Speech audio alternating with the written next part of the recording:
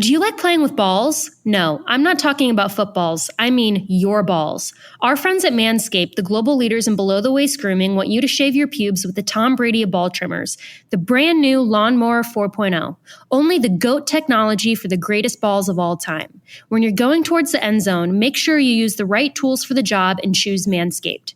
2 million men worldwide trust them, so join the movement with our exclusive offer by using code DTR at manscaped.com for 20% off plus free shipping. Stafford under pressure, and a tuck it away. He's in!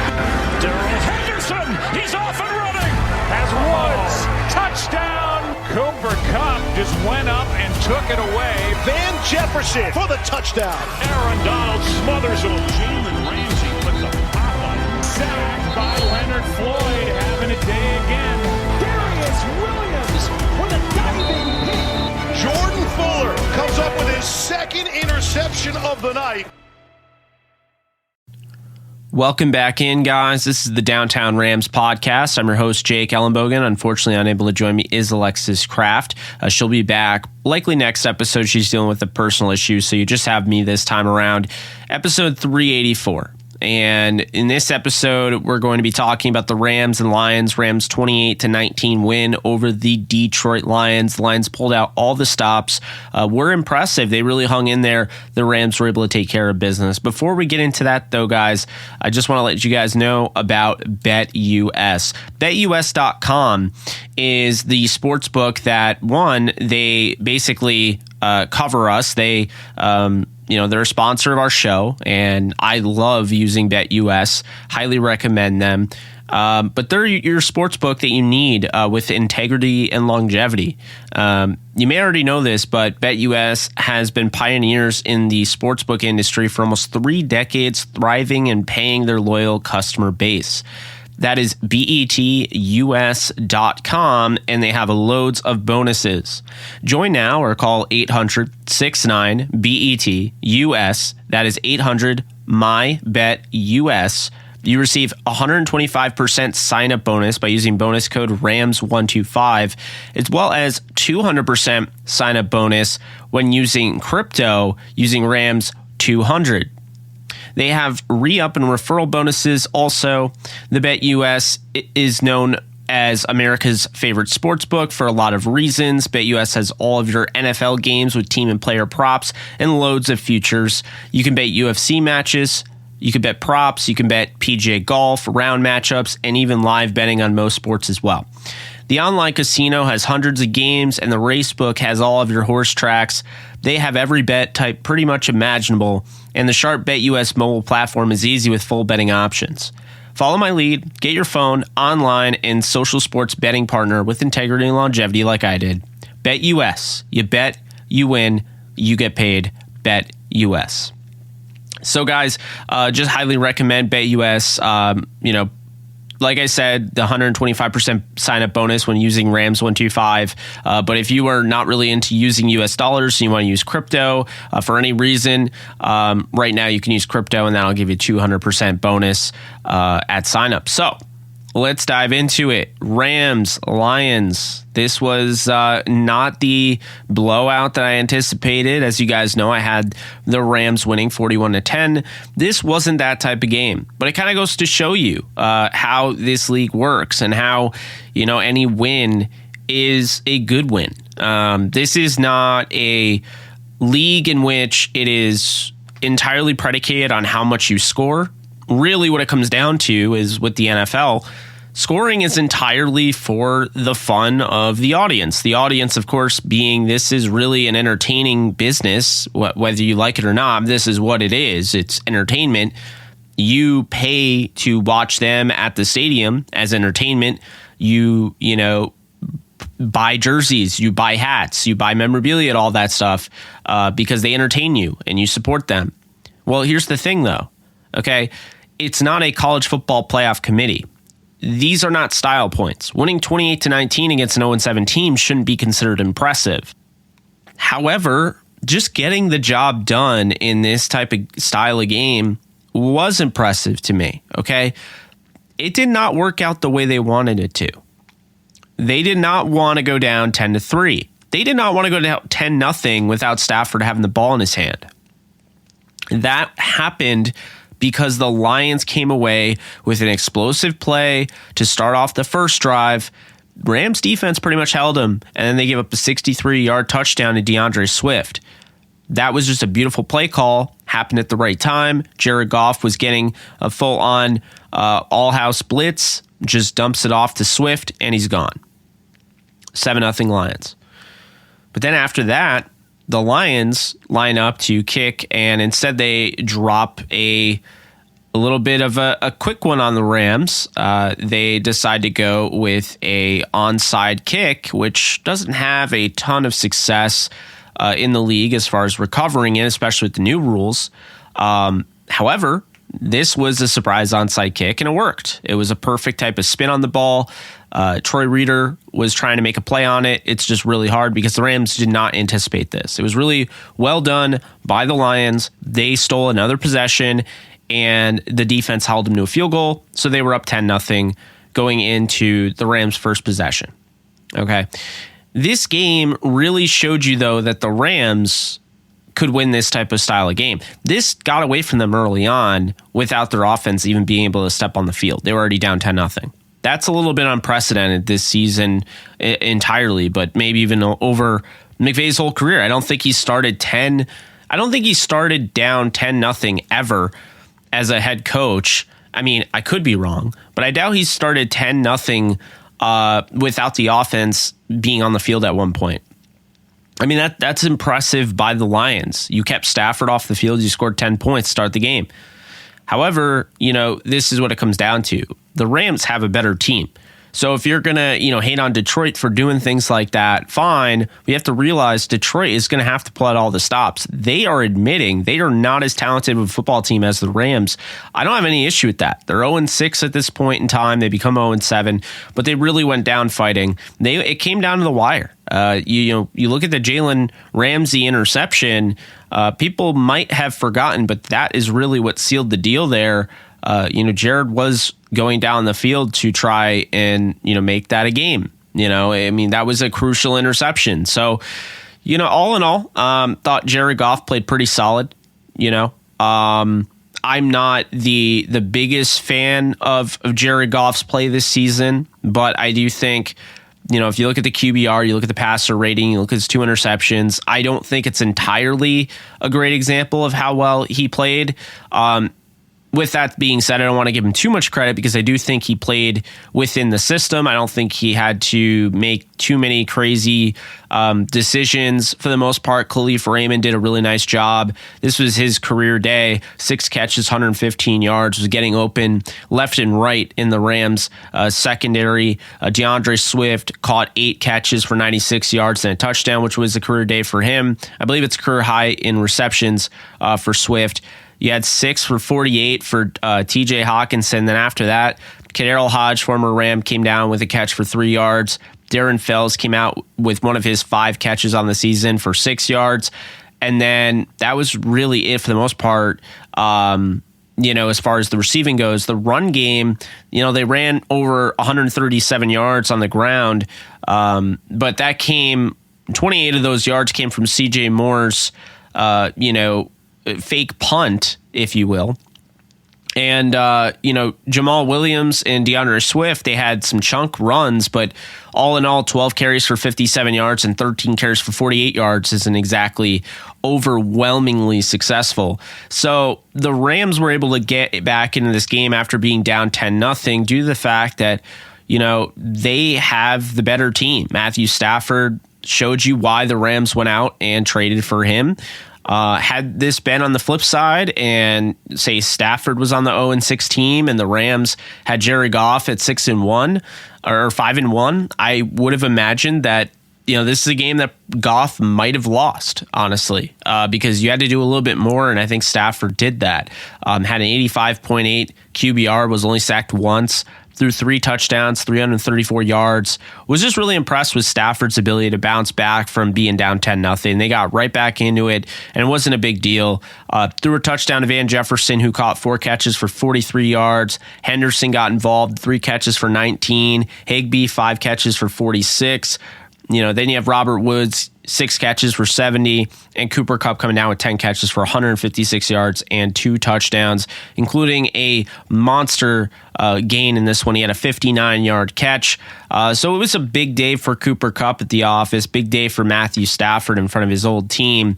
And all in all, the Rams defense had their issues, but I think the biggest issue was the special teams unit giving up a fake punt, giving up an onside kick, and giving up another fake punt. And, what it comes down to is this, obviously the first fake punt, they already had the onside kick. I would have been looking for it, but I don't fault them as much. The second, they got to clean up. And Sean McVay, specified it after the game. They were pretty much rolling with 10 guys on the field at that point. So it was just a huge bamboozled mess by the Rams special teams unit to not have the right personnel in there, to not have enough personnel in there. It's just that's not conducive to winning football. So, stuff like that is definitely going to upset him. And rightfully so. But, the Rams, all in all, they're 6-1. They're moving on. They're playing the Houston Texans this week. We'll have a preview later on in the week, but I came away, happy, impressed that the Rams held in there, because this was one of those games that I don't think every team at the top of the crop in this league wins this football game if they're in the same situations.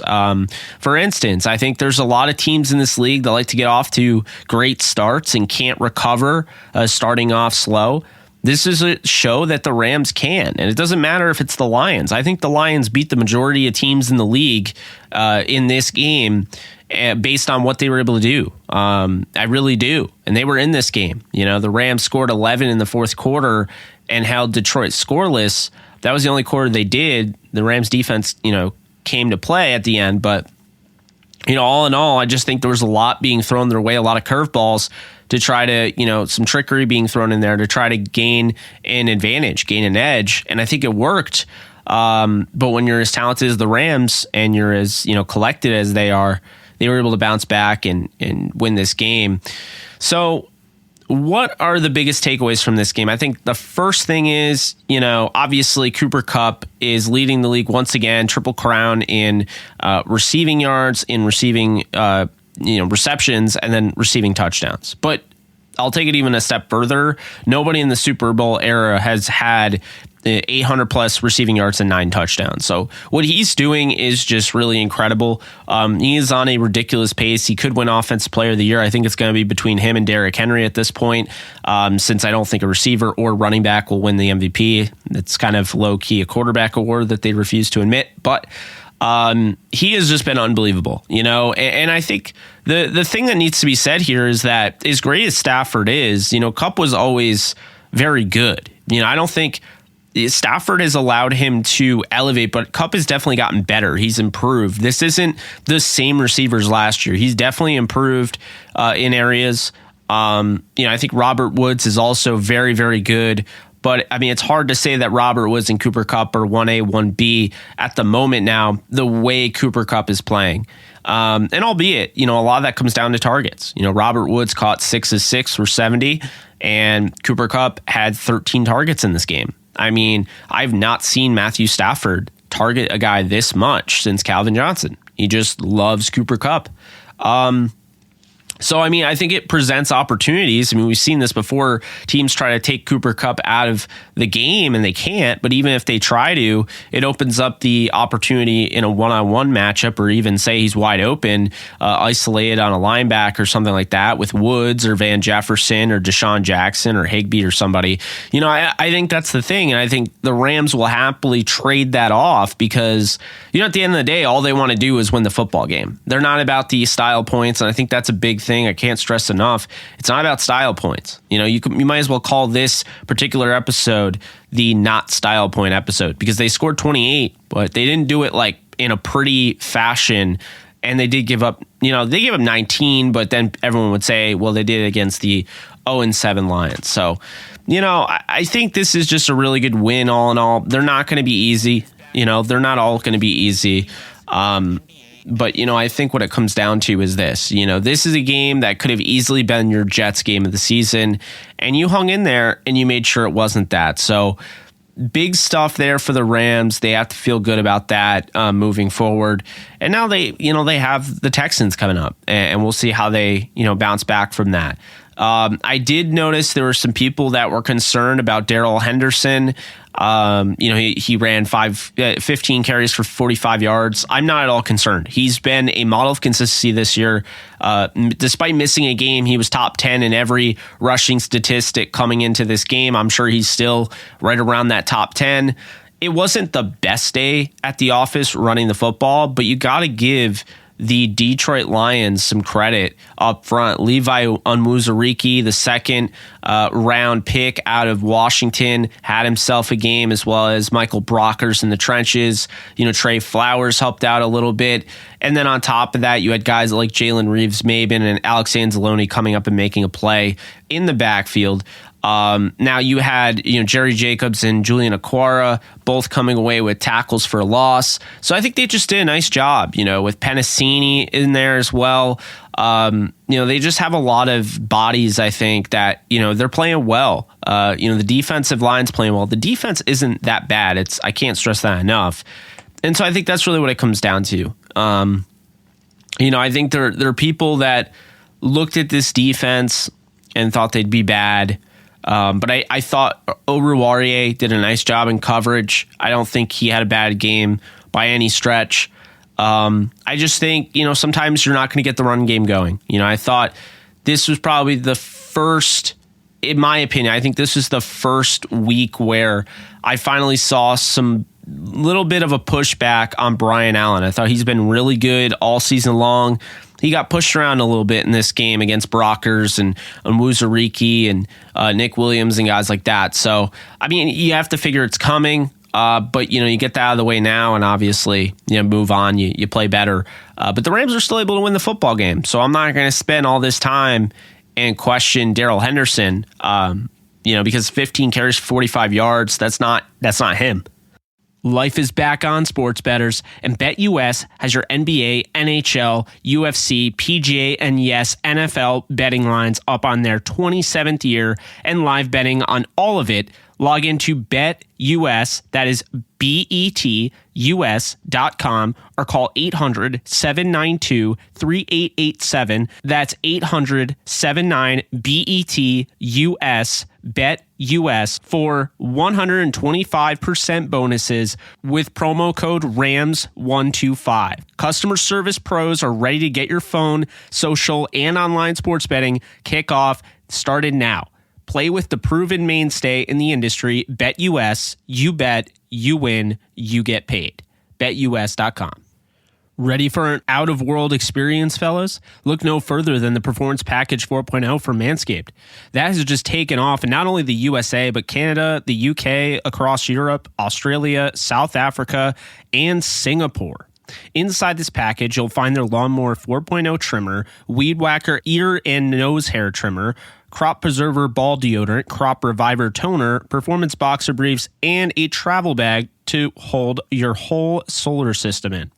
First scheduled for liftoff, new Lawnmower 4.0 trimmer, this spaceship is here to guide you on a journey to trim your body, balls, butt, and even your anus. This 4th generation trimmer also features a cutting-edge ceramic blade to reduce grooming accidents thanks to our advanced skin-safe technology. The Lawnmower 4.0 has a 7,000 RPM motor and a new multifunction on and off switch that can engage a travel lock and is even waterproof. The Lawnmower 4.0 also has a 4000K LED spotlight you can turn on and off when needed for a more precise shave throughout your travels across the universe.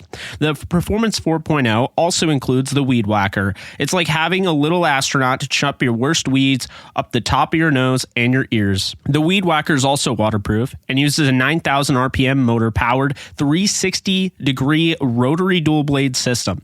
This nose and ear hair trimmer provides proprietary skin-safe technology, which helps prevent nicks, snags, and tugs in those delicate holes. Don't forget about the Crop Preserver, ball deodorant, and the Crop Reviver to help your little planets be on their A game while feeling the sun's heat. Manscaped even threw in 2 free gifts to their Performance Package 4.0, the Manscaped Boxers and the Shed Travel Bag.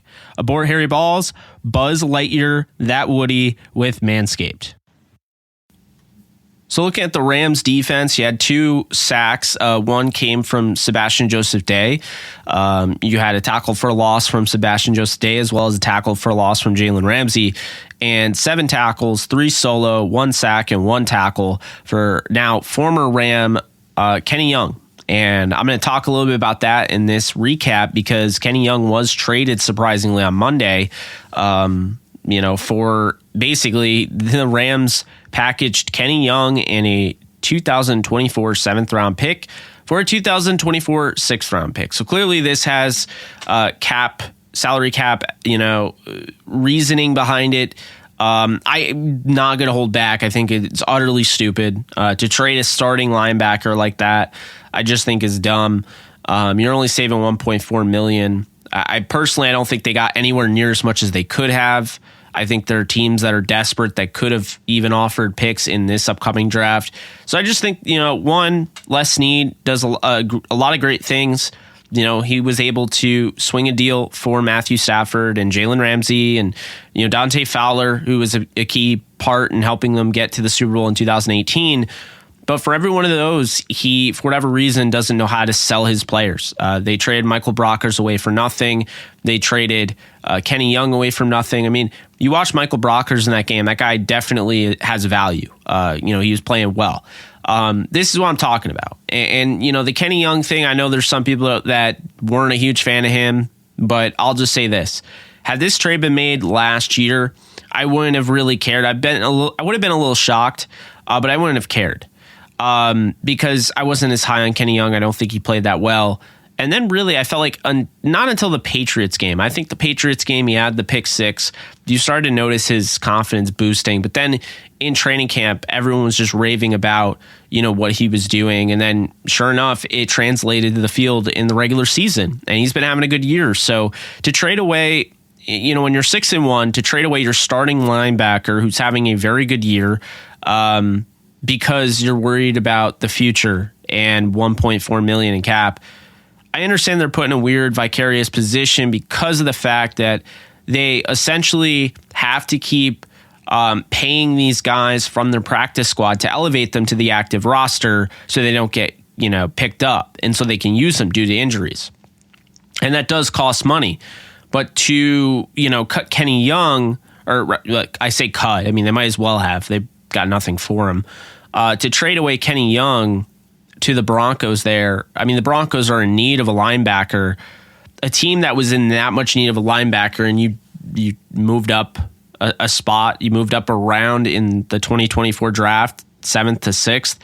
I mean, I just don't think that's a good job. Well done, and I think what it comes down to is that, regardless if this was to get Ernest Jones involved or not, I just think this is a really bad move for team morale. I know that this team will rally around whoever, and I know Ernest Jones and all of that, and I like Ernest Jones. I thought he was a NFL starter caliber player coming out. However, I have a big issue with now all of a sudden you're going to use him. You're going to throw him into the fire. Just to me seems like a lot of pressure to put on a rookie. And on top of that, you only have 3 linebackers now. So you don't have a lot of depth either. It doesn't really make any sense. You could say it leads to something down the line, and sure, I don't think that makes the trade good though, because the trade wasn't good. The Rams didn't get good value in return. They only saved $1.4 million in cap. I mean, I just, at some point or another, you got to sit there and be like, okay, I love the Rams. They're my team. But you have to admit that this isn't a good trade. I mean, it's just not. It doesn't matter what they do moving forward. This trade in particular is not a good one. So, and I know if Alexis was on the show right now, she would be going off on that because she was not very happy about the Kenny Young trade either. And who could be? The guy finally emerges. I know he was in a contract year. You're probably not going to bring him back, but that's not a very win now type of move. I mean, all these connections to the Rams, all these guys are pretty much guys that, for instance, a guy like Marcus May, he's been connected to the Rams, the safety from the Jets. Marcus May, his contract expires at the end of the year. So it's not like, he's a long-term fit or anything. That would be a win now move. It just doesn't really make any sense to trade away Kenny Young, but I'm not going to get too much into it. I've already gotten into a lot. We're going to talk a little bit about the Cam Akers news, though, because there was, a little bit of kind of teasing that was thrown out there. JB Long, who is a friend of the show, on the Sean McVay show, basically brought up the opportunity to have Cam Akers playing. Like he asked, he's like, will he return at any point this season, or is it safe to rule him out for the season or whatever? And Sean McVay basically said it's not safe to rule him out for the season. He still could play. He's doing very well. All of that, I'm just kind of paraphrasing, not doing direct quotes. And then, he ends up getting a follow-up call later that night from Jordan Rodriguez of The Athletic, another friend of the show, and everyone loves her. And she just does such a great job. And this is exactly, Jordan Rodriguez for you, putting together a feature, having this interview with Sean McVay over the phone, putting together a feature on Cam Akers, and getting the big quote that everyone wanted to hear. Cam Akers will be back for the playoffs as long as the Rams make the playoffs. And look, Sean McVay, there were expletives and things like that. I mean, he was super, super hyped about the idea, just even the thought of getting back Cam Akers. But I read that article, and I can tell you, it sure sounds like I don't think he's going to change his mind. I don't think he would have said that. Could that have been a PR thing to, I don't think it's coincidence necessarily releasing that information the day you traded away a starting player and arguably your third or fourth best defensive player this season. However, at the same time, I don't think necessarily it's a bad thing releasing that information, giving the Rams fans something to be hyped about. I don't think I have any issue with that at all, but it definitely was funny. I don't think it was a coincidence at all.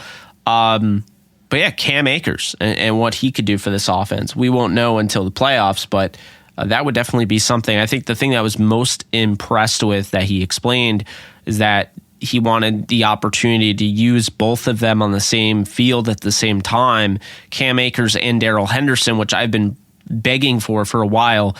So we will see. That's way down the line. But this is that's pretty much going to do it for this show. We talked about the Rams and Lions. We talked about Kenny Young, and we talked about Cam Akers. So hope you guys enjoyed. We'll be back I'll be back at the very least to cover the Rams and Texans game. It does look like Tyrod Taylor could play, so go figure. But that's going to do it for me. And you guys take care. I'll see you guys soon.